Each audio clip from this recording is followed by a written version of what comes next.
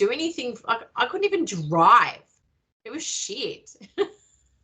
So welcome to 100% Real with Ruby. As you just heard a little prequel into what we're talking about, we were just talking about how COVID has really shifted the way that we approach life. Like, people that didn't get a head start before COVID and kept clinging to their coping mechanisms for like emotional eating, whatever it is, like clinging to quick fixes, just going through the motions, not really stopping to figure out what they want and working on themselves. They're still struggling now, but they're not acknowledging it. They're pushing through. They're wanting results yesterday still, but they're going 100 miles an hour faster than they were before because we were already overwhelming ourselves with bullshit before COVID hit. Then COVID hit. We're in a house. We can't do much with our hands. So then we try to do more shit. And then we're doing all of this shit. And then we're thrown back into real world reality. And we're doing all of this shit plus all of the shit of real world reality. And it's like we just want to rush everything because no one's slowing down. But what Jade and I were talking about was she joined right before COVID hit. And we were starting to make massive progress in her mindset because she came on not thinking that she could actually make change having PCOS and believing all of the myths out there. You can't have dairy, you can't have, well, for her, she can't actually have gluten because she's celiac. But she was scared of carbs. And what do you know? Sign up with Ruby, she gets a plan and it's loaded with carbs. What? She was freaking out at it. And I remember her reactions. I'll let her go through the details. But that on top of when she first started her, like sending her training videos, going like those huffy puppy reps, not taking her time, doing what most people do in the gym. And then she's like, I'm training my ass off. I'm not getting results. I'm eating clean. I'm not eating carbs. And then enter the carbs, enter more intentional training. Then COVID hit. But I'll let Jade talk about that. So here she is. Oh gosh, Ruby, how can I go from that? I remember when we first signed up and like the very first time when you put me on a cut to start with, just to like get my mindset in the fact that, there's, you need to eat and understand that you don't have to eat something different every single meal and every single day and every single week. And I actually was like so hungry because I was so used to like gorging myself to stupidity that I actually started crying one day at work, going, so hungry. And then a week later, next thing you know, I'm like fucking 1,200, like what is it? 2,100 calories with all these carbs at every meal. And I'm like, I can't fit this in. It's too much food. So it's kind of funny that when you're thrust into like having to force yourself to eat a different way because you don't have a lot of food to play with, you learn a whole new way of eating because it's like I can't eat the same foods and not be hungry, so I need to change the way I'm eating. So in changing the way she ate, now she's just like, are you sure this is gonna get me results? There's so much food. I remember some days like I was just like I trying to stuff the food from my program into my face so I could eat it. Like I remember mixing like a couple of my meals together just so that I could feel that I wasn't eating so many meals when I first started with all those things. And then next thing you know, I was like, so when do I go up to the next lot? When am I getting more calories? Can I eat cereal yet? I remember that so much. Like from someone who was really scared of carbs and scared that much food was going to make her actually gain more weight when she started off pretty damn overweight. And you can imagine any PCOS body, like most of her body fat was stored around her hips, her bum, her stomach, like a typical apple shape. And here she is on 2,100 calories, but she had a lifestyle that was active. She wasn't training days and days at the gym. In fact, I cut out half the shit she was doing. She was in there for like 5 days, no cardio. That was all lifestyle walking stuff. And the biggest part of all of this is that she actually trusted the process. And so many times, I know I see my own girls doing this, so I know there are people out there that do that. They doubt what they are given as their blueprint and they cheat their plan. Oh, I'll take out some calories from this meal and then some from this meal. Maybe I'll get results faster. There's no way that all this food is going to get me results. Undercutting yourself is actually going to set you back more. So maybe you can talk about the things that you used to believe that got totally overturned and what you started to see when you began to eat more food and just create a lifestyle out of it. Well, one of the biggest things when we were, like, not just the food, but like, you know, the food helped me learn how to, like, mindful eating, like sitting there and actually not having my phone and actually just taking the time and breathing while I eat instead of engulfing the food, you know, like taking the time to eat it and actually cutting out time where I'm not like doing things for other people or for other people and just being there for myself, you know, and then, you know, like not having to have, not being so strict on every aspect of my day and actually having some cutout time and some free time and some thinking time and waking up with more of a positive note because I've actually slept for the first time in 20 years. Like, you know, the food itself would help me sleep. And I didn't realize that all of that would actually work. And it wasn't the fact that I had to go and smash myself at the gym to make myself tired so I'd sleep through the night. It's like, every single little bit of the mindset thing, which started with how I ate, changed the way my entire life was. Like I started realizing, you know, like I'm first, your shit is your shit. And that literally stemmed from the very first day when we literally just were talking about little pieces of what I do in my day and, you know, not taking the time in for me. Like it was massive.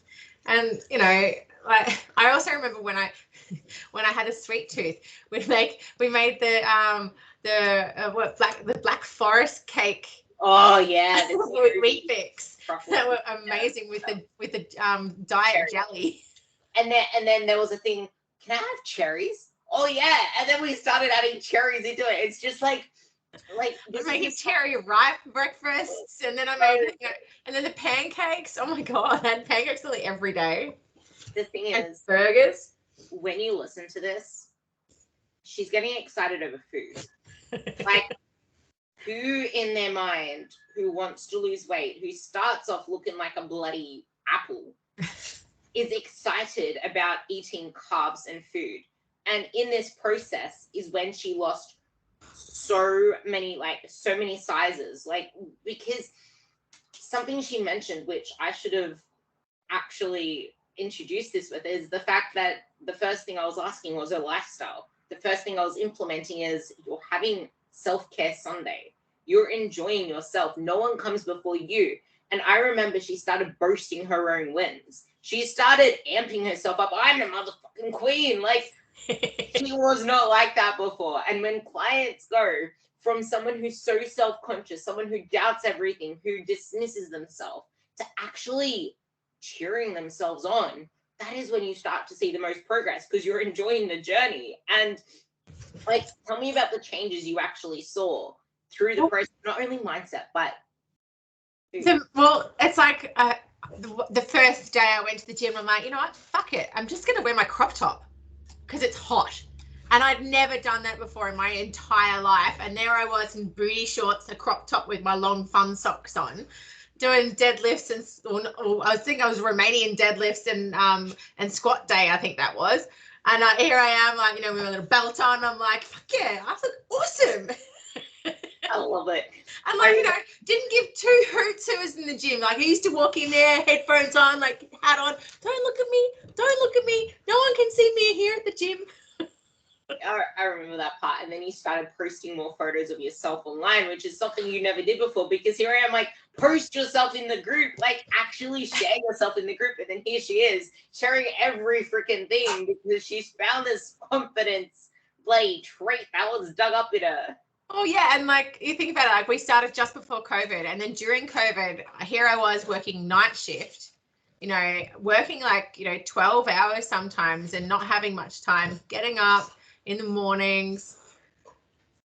I remember, okay, I just remembered a part of our coaching where you were so stressed out when you got the call that you had to do night shifts.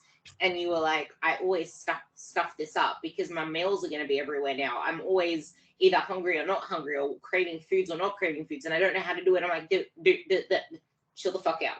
We got the plan. Let me get onto the plan. I will get the plan to you, and we're just gonna. And then you came to me like 2 days later. Holy shit! Like, I actually got control over this stuff. I actually want you to lead into the COVID whole talk, but because there would have been elements from before you started preaching with me, what do you struggle with the most that people listening to this can relate to? Because there are so many women out there that would have went through the same struggles, same misbeliefs, same doubt, same I can never do this again. I can never trust another program or coach or whatever the hell again. Well, all I got taught when I first started with another coach, they dropped me down to 1,200 calories. I was depressed all the time, tired all the time, couldn't be bothered going to the gym, didn't want to do everything because I didn't have the energy. And then I like, and to me, like, it's not sustainable. You can't do that for long. Like, you know, it then made all my hormones go to shit as well. And I was like, you don't have to starve yourself just so that you can actually look good, because it's not going to work. It's not sustainable. You're going to crash, you're going to burn, and you're going to gorge.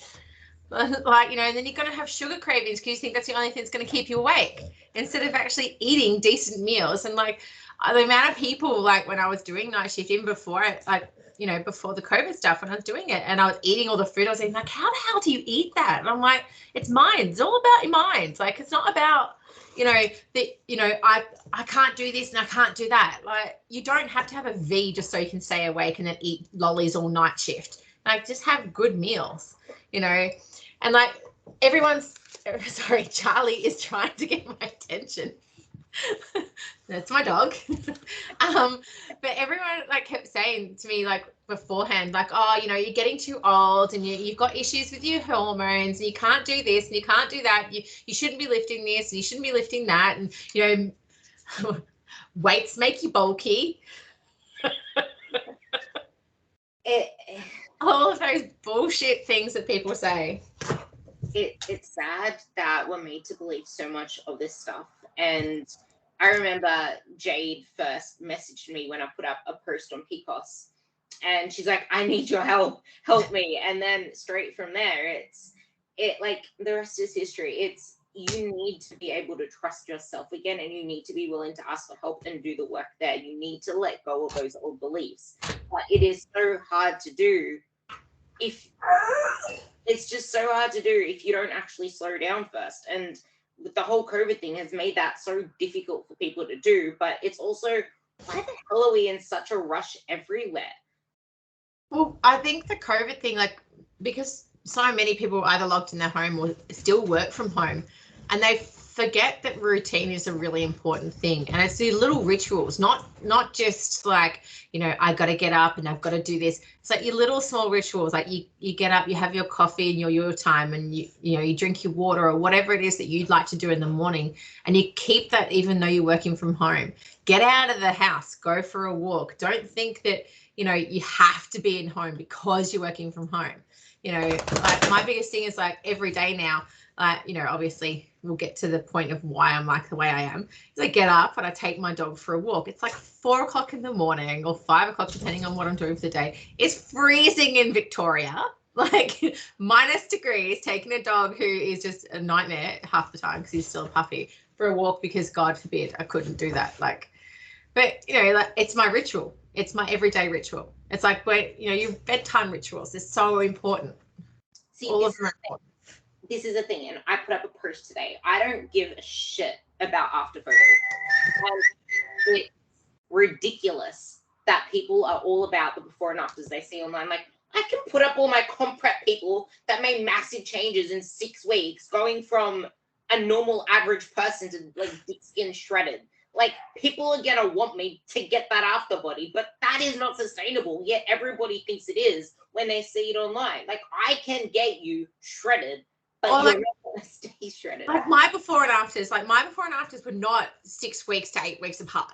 Like during our sessions that we did together, we had my before photo, which was insane, and I was like, as you say, an apple. And then like you have my actual like progress photo. And it was 12 months, I think it was, or 18 months, I think. And everyone's there going, oh my God, I can't believe, how quick did you do that? Quick? Mate, it was a lifestyle change, not a fucking, you know, like this is my journey. This is my life. It's not a bloody race so I can fit in a tiny little bikini and go to the beach by summer. Like this whole summer bodies are made in winter shit. Fuck off.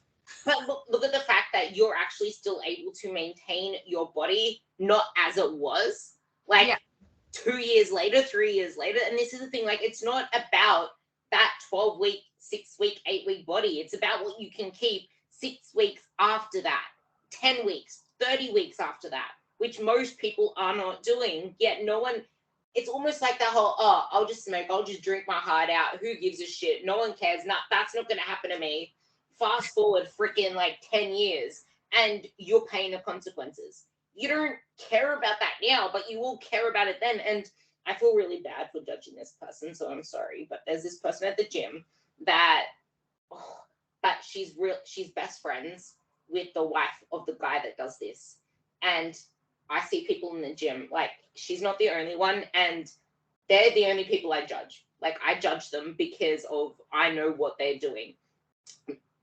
He owns a supplement store and he does these crazy preps and transformations and 8-week packages, buy this list of supplements, have this burning shake thing in the morning, blah, blah, blah, cuts carbs out, puts them on water loads for like, it's for an end date. It's like I think it's like 8 weeks or 10 weeks of some type of challenge. And he does water cuts for a challenge while they're still training their ass off, but they're doing like this whole stupid thing for 8-10 weeks.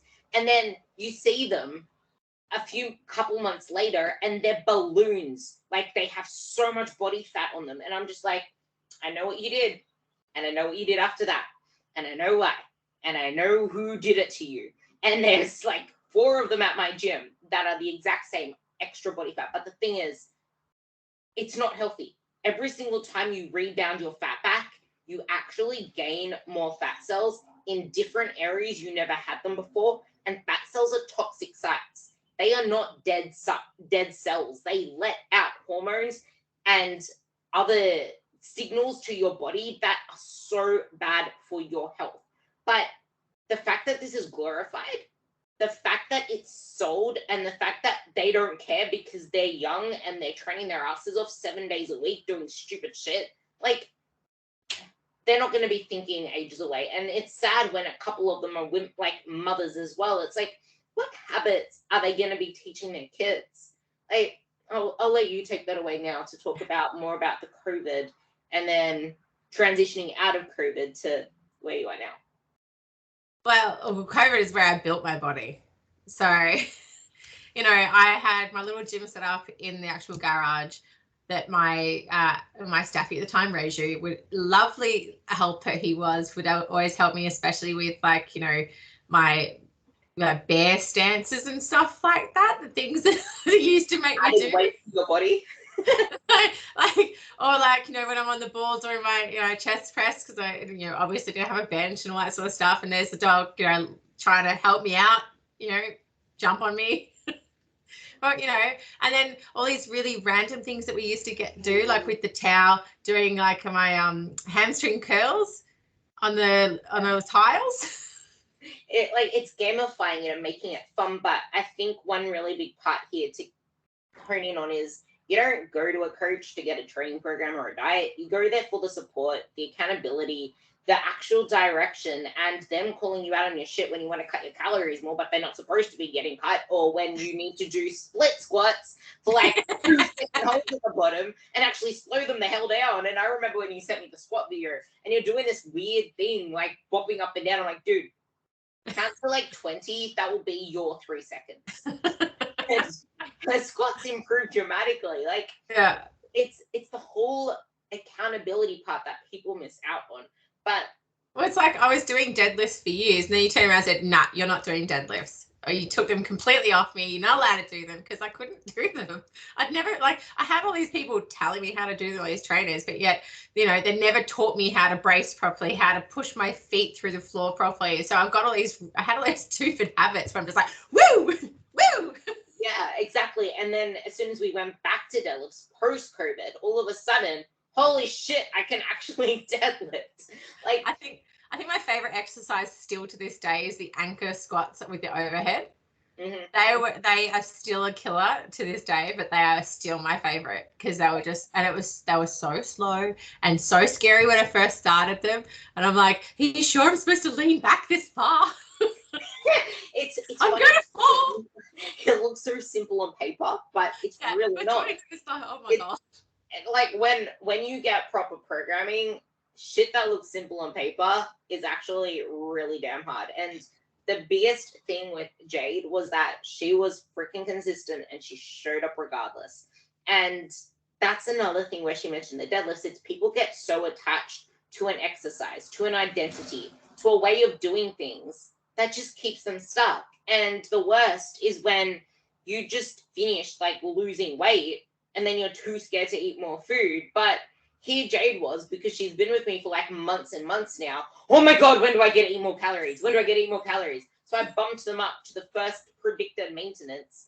And like she adapted to that and was really hungry after like 2 weeks. And then I bumped them up again and she's like, can I have more food? And I'm like, we have to wait it off and then we'll increase it again. And then she got it increased again. Like, people are too hesitant to do that because they think you still need to do the same shit with your food to keep the weight off. I think we got up to like 2,350.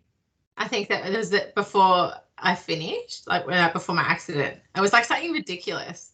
I think we went up a little bit higher. It was like 2,200 and something, and then we went up to like 2,500. I'm pretty sure there was a 5 there. It was pretty high. I think it was 2,500. It was the carbs that freaked you out because they were like 280 or something. Yeah, it was a lot of carbs. It was great. It was like close to 300. But yeah, cereal for breakfast, cereal for dessert. It was amazing. I loved it. I actually want to touch on one more thing before I talk about what is the most important part, and that's protein. Because so many people in conversations, like I would check some of my clients' food diaries that are macro trackers, even though they have a nutrition plan to help them hit their macros, and even though they have me to ask, and even just checking random people I have on my fitness pal going through their thing, and then you see like random days of under eating. This is not my clients, thank God, but you see days of under eating, and you're just like, okay, cool. And then you just scroll through more and more, and it's like, whoa, a 3,800 calorie day. At least they tracked it. That's a good thing. But then you see like days not tracked on some other people's, and you're like, But beyond that, people not prioritizing eating a shitload of protein in the first half of the day wonder why they have cravings at night. Wonder why they want sweet foods all the time. And here Jade is like, I don't even have the cravings anymore. I got my ice cream. I got my chocolate. I got my chocolate Weet-Bix bowl. I have zero cravings. And she's eating all of the protein, and her body composition is changing because she knows, because I teach it in the inner circle, the power of protein. And eating the right protein amount for you is not what a lot of people say it is. But hey, people just want to make it look to the book or whatever it is. But anyway, we'll talk about where Jade is now. And it's she had really, really good habits leading into this. And like you heard her say, the lifestyle changes. Like people don't realize how much pushing yourself in the gym and adhering to a nutritional protocol changes your life, because then you get some structure in your life, you get discipline, and it leads into other areas of your life. And they're things that Jade has kept now, even after this. So I'll let you talk about that. Well, once obviously we did so much work, and you had to deal with so many of my emotions at the very start, but all the work we did together, because we did a lot of emotional development as well, and starting to love myself more. I started to see toxicity in my life and what needed to change. So I had like a job. I liked the people I worked with. I didn't like the people I worked for. I didn't like the culture that they were installing upon us. I had issues with, a couple of family members because of the way that they would suck the life out of me. I didn't see it at the time until we worked on me first. And then from that, and I also have a daughter who's now 20, love her to death. I know, 20 years old now, freaking out, who now lives on her own in Hawthorne, goes to uni. Like, you know, she had crippling anxiety when we first started working together. But by me working on myself and her seeing me and me working on myself has helped her. And this is my biggest win. Like, of all, like, well, she's with my little girl, is it seeing me develop and grow and become me and who I was helped her realize her worth as well. So she saw that, you know, she could do things for herself. She went and got the help that she needed as well. And she now can go out. She went and found her own house by herself with crippling anxiety. Like, she did all that herself. Like, that's awesome.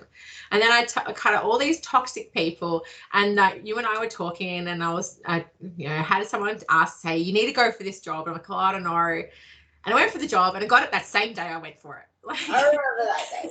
All right, you actually made me cry. Do you remember I sent you a video? I'm like, I'm crying.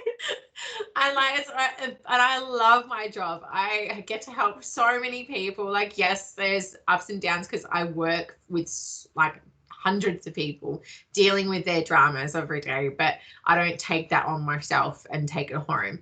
And then, you know, I met my man, who I absolutely adore, who we actually met just, we've known each other for a while because we used to work together as well, and he helped support me to go to get this job as well. So I had all these amazing people that were just gravitating towards me because I'd gotten rid of all this toxicity in my life because I'd been focusing on me and focusing on what I need and everything else, and all of that just then flourished throughout my life. So, you know, I got the job I wanted. I got a partner after being on a man band that Ruby puts you on. Yeah, but like she was on a man band because she kept attracting toxic men. Like, yep. after I think it was the third one. After the third one, I'm like, dude, seriously, man band. Like, no more dating. There was quite a few of us on man bands, so we're all supporting each other through a man band. Like, it's ridiculous how, like, you will keep gravitating towards the same toxic relationships until you fix yourself. Because yep. until you work through something, it's going to keep showing up. And if it doesn't show up in relationships, it's going to show up in your food issues. You're going to keep emotionally eating that same thing, binge drinking, whatever it is, around the same emotions until you slow fuck down and acknowledge them. And yep. it gets, like, because I'm such a involved coach and I care so much, it gets me so, like, frustrated to the point I want to cry when I see people going through the same cycles, because I know how to fix this shit and I can't fix it because I'm not you. Like, you guys need to, like, anyone listening to this, the reason why you keep repeating old habits that don't serve you is because you haven't slowed down to question where they're coming up, why they're coming up, what emotions are around them. Who do you want to be? So many of the time, we are trying to avoid who we hate within us so much, what we want to avoid. I did this video for you guys. I remember you being on that live call. You don't want to focus on what you're moving away from. You want to focus on what you're moving toward. How do you want to feel? We did a vision board with how you want to feel. What are the power words that you want to have? Because when you know, post on our wall, our power words. I know that, like, the power words that we develop are the ones that actually serve you through the tough times. Because, like, is this allowing me to feel this way? Is this going to serve me? And it's that development that actually sees results. It's not focusing on the results themselves. Yeah. Oh, mate, like, so much changed from working with you in me. And it wasn't just like, and I kept saying, you know, every time I thanked you, like, it's not me, you're doing the work. It's not me, it's you. And I'm like, no, but you're helping me get to where I'm going. And, like, you know, now, and then, like, I had all these people when I was going through all my transformation stuff that we were doing and everything like that, that started going, you know, you're inspiring me to come to start training and go to gym and go for walks and do this. And I'm like, okay, that's a bit weird. No worries. Okay. Like, it was freaking me out because I had all these people going, oh my God, like, I'm so inspired about you. And I'm like, okay. I love it so much. Like, and it's that habit. Like, even now, she had a little motorcycle accident, and even despite all of the injuries that she's going through, like, there are people that I know, like I know you know this, but I don't know if you know I'm still dealing with it. I have the worst hamstring injury right now that I did over a year ago. That I couldn't walk in December. And it got like, I love deadlifts, and I couldn't deadlift for like 4 months. And then I still couldn't deadlift. And then I started doing them again back in March. And then I took them out again and just started doing like deadlift accessories. And after putting in all the work and having to scale everything back without the fear of, oh, now I'm not doing enough, I'm not maxing this out, I'm not maxing that out, like so many people do, I've been able to actually heal my hamstring to a point where now I'm nearly doing everything normal again, except the fact that I'm now a sumo deadlifter, not a conventional deadlifter.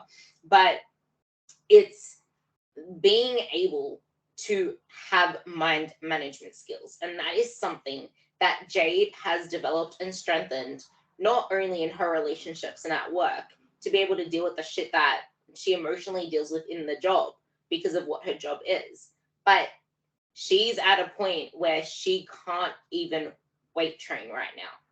And she hasn't blown up into the same apple that she was. She hasn't gone back to the same bad habits that she used to have, eating all the sugar, hardly eating, then eating all the things. She has some consistency in there. And yeah, okay, she's not in the mindset to eat completely to a plan that is going to get these end results, but she knows that this is a temporary thing.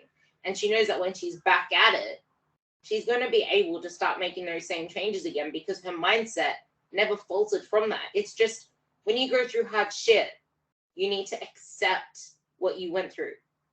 Everyone in here listening to this podcast has gone through something disgustingly putrid. And you all have, because there is not one person that went without a lockdown.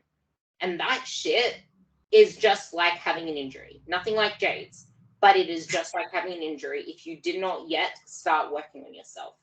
And even if you did, it impacted you in some way. Heck, I am way into my personal development, like beyond my personal development for myself. I don't even body check before I go to the gym, and I go to the gym with freaking inside out crop tops. Like I'm through that, but it has showed up in other areas of my life. And until you slow down and realize that it did, you're not going to work through it. Until you slow down and realize what it is you actually want and how you want to feel, and realize that a number on the scale and a body isn't going to solve that. And working it out at the gym isn't going to cure your self-care. The gym is not therapy. It is good for your mental health, but it's not therapy. And if that is your only crutch for therapy, what's going to happen when that's not there anymore? And Jade had to go through that herself, but she has that thing within herself, and she's developed a network of people that support her because she did the work. So I'll let you carry away that bit.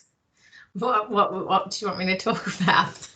How your mind management and how you've managed to not just get into a place of I'm in a hole because I'm into it and I can't do anything. Well, because it was the 2nd of April last year, so 2021. I was in a motorcycle accident where I came off, and we were still in the mix of our coaching relationship. And you tried to tailor things after I had a bit of a down period for a few weeks, but because I'd broken my coccyx, done damage to my lower back, neck, broken my left thumb, broke both my big toes, not little toes, big toes, and constant headaches. And then I had to go for 2 surgeries on my hand to try and fix it. So we were trying to manage and get some sort of training, but every time I would do legs, I'd lost my balance because something happened during the accident. So I was like, okay, well, I can't do that. And we tried so hard to try and do some sort of training, and nothing would work at the time because I just needed to stop. I just needed to take a breath, relax, and realize that it's okay that I can't do it. And I can't be frustrated about the fact that I can't do it. I just have to allow my body to just be and just rest and start to relax and then heal. And you have to allow yourself to heal, no matter whether it's an emotional healing or it's actually physical healing. You've got to allow it to happen. If you try and do everything and try and keep up everything all the time because, you know, like you've gone through some personal matter or you've gone through like an injury like me or like Ruby and you don't stop, you actually make yourself worse in your mindset again. Because you're just like, well, why can't I do it? I did it for so long and I was always good at it. Why am I not doing it now? You know, you got to stop. You can't be angry at yourself because you can't do something. I love that. And I wrote about this ages ago because I used to be a powerlifter and I used to lift almost 4 times my body weight with deadlifts. And every time I look back in my memories, here I am, strong person, lifting this heavy ass weight. And I also did comp rep, looking back at those when it comes up. It's funny because I don't have the attachment to them, but I'm trying to imagine someone who does now. But it's almost like when you see these parts of you that were in better shape from where you are right now, like actually there is something that a lot of people can relate to because I had a little emotional moment that I almost forgot. So I was looking at my photos from 2016 when I got first place, and then I also won the overalls Amanda Doherty trophy. So I had a trophy, I had a crown, and I had my first place. So I had 3 different prizes for this comp because my conditioning, my body, it was so damn, like, it was my best. And just looking at the body, I'm like, damn, I look fucking good. And now that I'm on this side, it's like, I let that body go so bad because I got caught up in needing competitions, in wanting to get leaner, in pushing myself too much. And I'm sure you can even see it now that I'm mentioning it and pointing it out, because no one else would see it except yourself, because no one gives a shit about you except you. No one notices this stuff unless you point it out. And I'm pointing it out right now so you can see it for yourself. I was amazing in my conditioning then. I did get a little bit more amazing for my next comp, but not as well. Actually, yeah, I did. In my green bikini, I got more amazing in that one. But then I took it too far. I wanted to go to the Arnolds, and I prolonged my dieting period over 2 years, doing 8 comps over those 2 years. The first 4 were fine. The last 4 is when I actually started to go worse. My hormones were actually fucked then. And when I got my blood test done, I had no testosterone, like 0. And here I am wondering why I'm lethargic, I'm moody, I'm anxious, I have all these symptoms. And I started storing a lot more belly fat on my belly. No matter, I was eating 1,300 calories. And this was after the comps when I was doing powerlifting. I'm trying to make weight for 56 kilos because here I am, I need another comp to like stick to. But like, I knew what I needed to do because, hey, I'm a coach. I was putting everyone through it. I'm like, it's working for them. It's working for my clients. My clients are getting amazing results. Why is it working for me? Because you're not applying the same principles, you dipshit. But anyway, like literally. So this was in 2017, 2018. In 2018 is when I actually started being like, no shit, Sherlock. So 2018 is when everything started improving. But 2017, 2018 is when I was going through that cycle of trying to figure out what the hell I'm doing, why I'm gaining more fat, eating 1,300 calories. I'm training 7 days a week. I'm doing all of this cardio.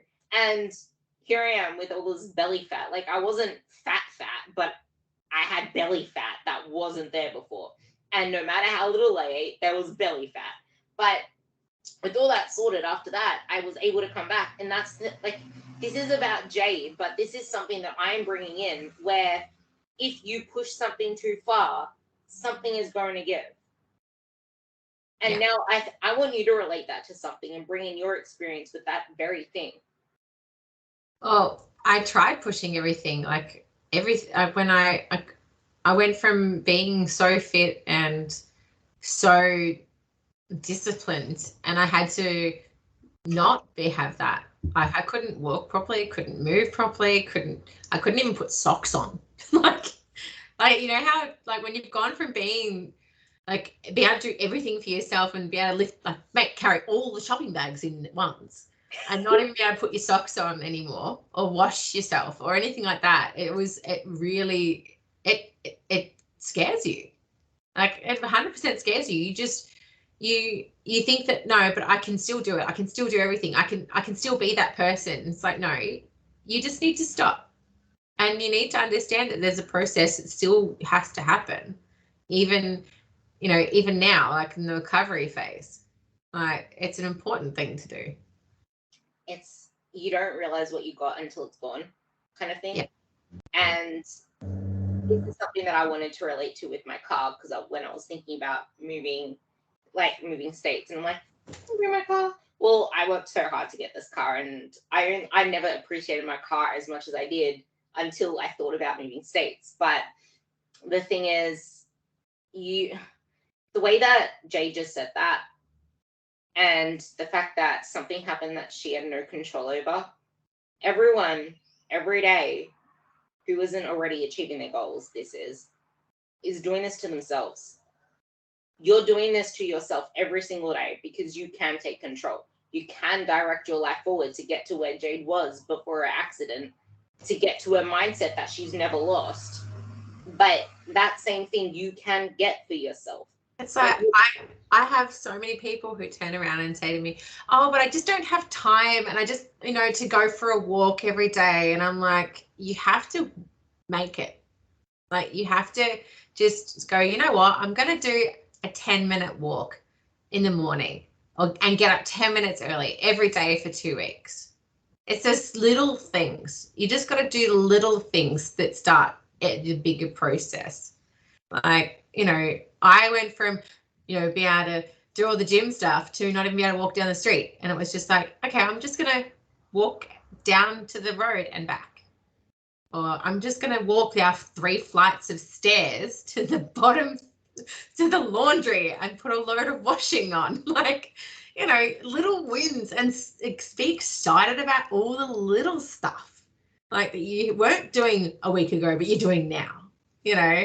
Like, that's exciting. Like, right now, obviously I can't do weights, but I'm doing my reformer Pilates to help with all my body problems. But, you know, like, I went from couldn't do a flying kick or whatever they're called, and now forget about it. I'm all there. Oh, but it's not good enough because I'm not doing weights. That's the mindset. That's the mindset so many people have, though. But that's the thing. And if you don't take time to celebrate your efforts, you're going to keep recycling the same bullshit because that effort meant nothing. So why would you want to keep doing it? Exactly. Like, you know, I'm just super proud of where I am now, and the fact that, you know, I've just been told that I possibly need 2 more surgeries. But you know what? That's 2 more surgeries. That's fine. It's just a little setback. It's not, I'm going backwards completely. I just need to take a bit more time to be, you know, to do it all again. And I'm not losing my life. I'm not, you know. I love that. That's the thing. You're not losing your life. Like, No. people lose their life in the process of trying to get their body, but that's freaking self-inflicted. Like, you had it put onto you. Yet people are doing that daily to do shit that they shouldn't be doing because they want the body yesterday. Or like, they won't go out with their friends because they're like, oh no, I can only eat this amount of calories, so I can't go out with my friends. I can't go out for dinner. It's like, really? Fucking, who cares? Go out and have a nice meal. Go out and do something with your friends. I'm like, it's not just about, oh, I have to cut all these calories out, because if you don't do shit in your life, then you're going to look back and go, wow, I just sat there on the couch counting my calories all day. Like, give a shit. Like, no one's going to remember you because you ate 1,200 calories a day for 60 years.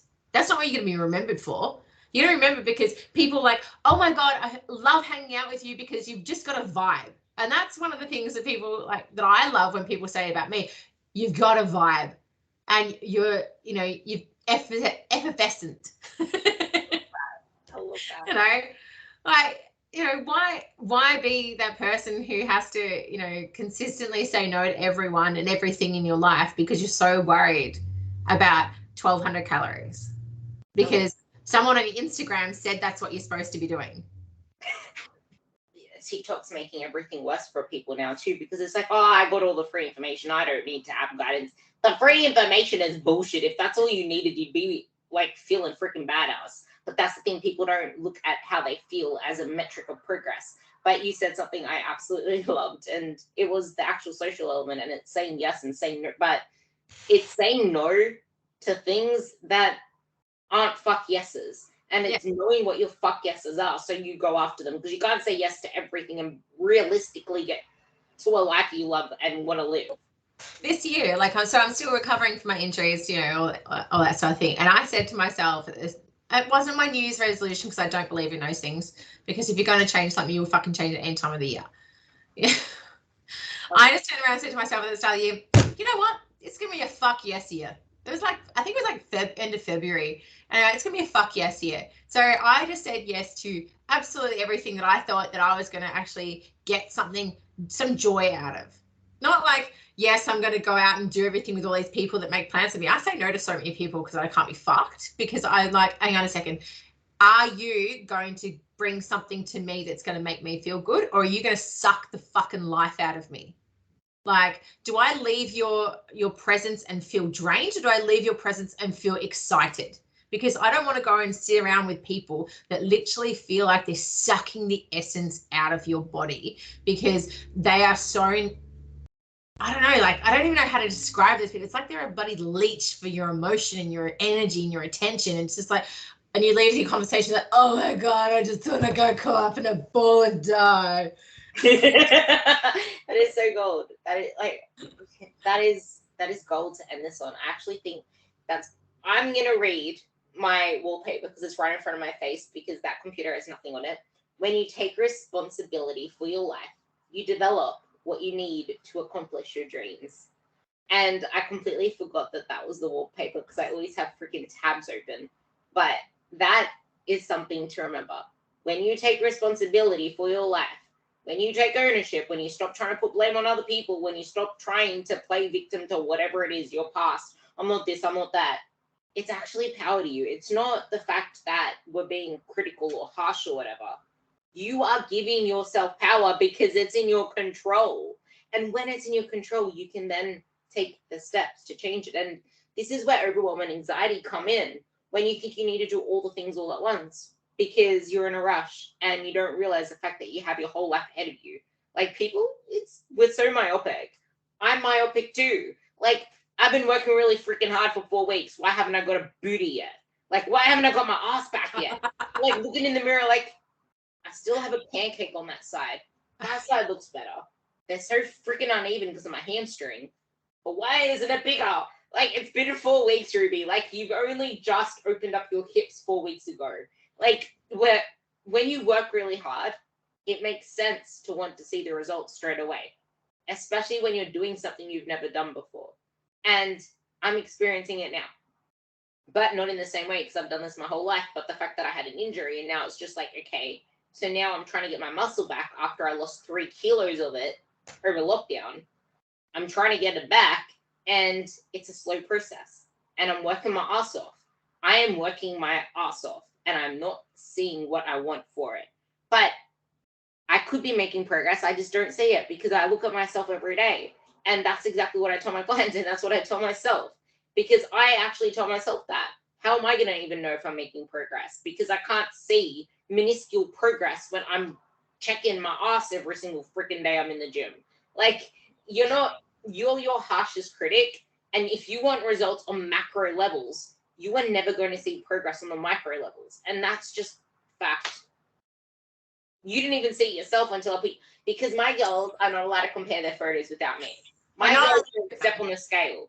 They don't do any of that shit. I don't believe in scales. I think they are the fucking enemy. The only scales that I use are for my food.